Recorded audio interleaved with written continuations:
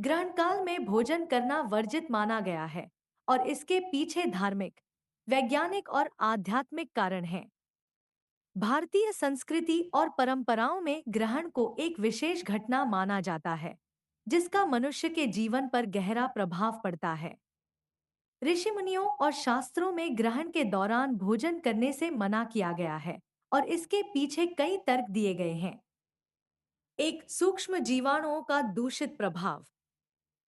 ऋषि मुनियों का मानना था कि ग्रहण के दौरान वातावरण में नकारात्मक ऊर्जा और हानिकारक सूक्ष्म जीवाणु, कीटाणु एकत्रित हो जाते हैं। ये कीटाणु खाद्य पदार्थों और जल को दूषित कर देते हैं।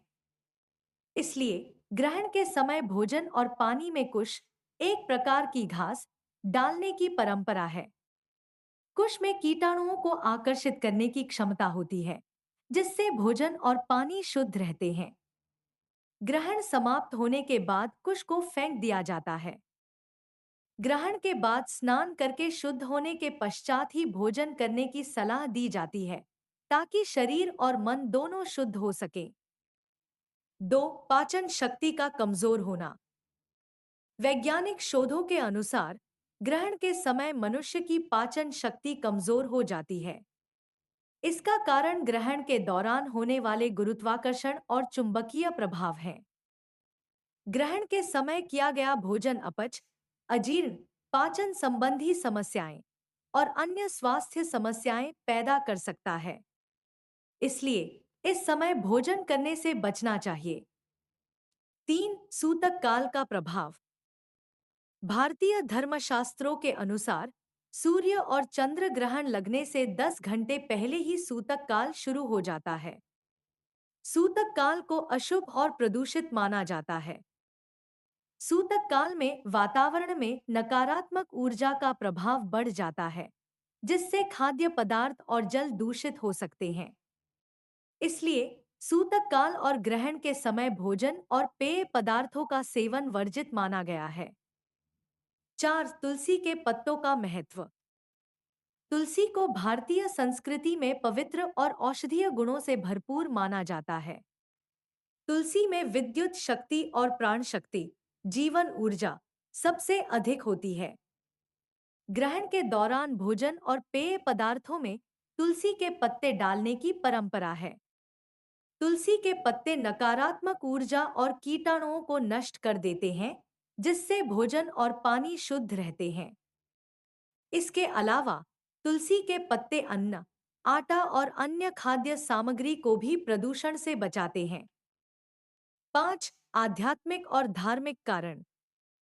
ग्रहण को आध्यात्मिक दृष्टि से एक महत्वपूर्ण घटना माना जाता है। इस समय सकारात्मक ऊर्जा की कमी और नकारात्मक ऊर्जा का प्रभाव बढ़ जाता है।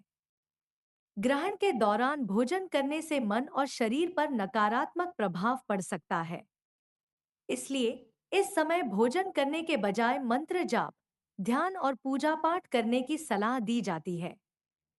ग्रहण के बाद स्नान करके और दान पुण्य करके शुद्ध होने की परंपरा है, ताकि ग्रहण के नकारात्मक प्रभावों से बचा जा सके।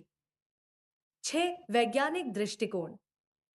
आधुनिक विज्ञान के अनुसार ग्रहण के दौरान पृथ्वी पर गुरुत्वाकर्षण और चुंबकीय प्रभाव में परिवर्तन होता है। इसका मनुष्य के शरीर और मन पर प्रभाव पड़ता है। ग्रहण के समय वातावरण में हानिकारक विकिरण, रेडिएशन का स्तर बढ़ जाता है, जो खाद्य पदार्थों को दूषित कर सकता है। इसलिए इस समय भोजन करने से बचना चाहिए।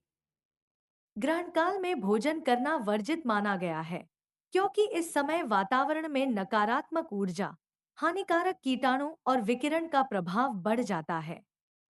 इसके अलावा ग्रहण के दौरान मनुष्य की पाचन शक्ति कमजोर हो जाती है, जिससे भोजन करने पर स्वास्थ्य समस्याएं हो सकती हैं।